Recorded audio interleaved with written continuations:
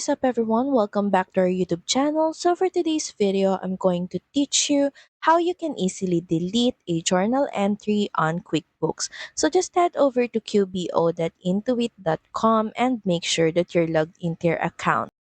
Then next in the left panel, just click on Reports. So from here, we can start typing our report name and we're just going to search for journal. Just click on journal. This will redirect you to your list of journals.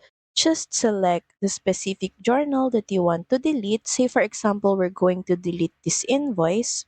So at the bottom of our screen, we can see here the More option. Just click on this, and we can see here the Delete button. Just click on Delete.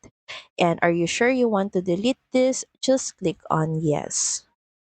So that's pretty much it. Thank you very much for watching this video. I hope that you find this video helpful. And if you do, please don't forget to like, share, and subscribe to the channel. Now we'll see you again on the next one. Bye!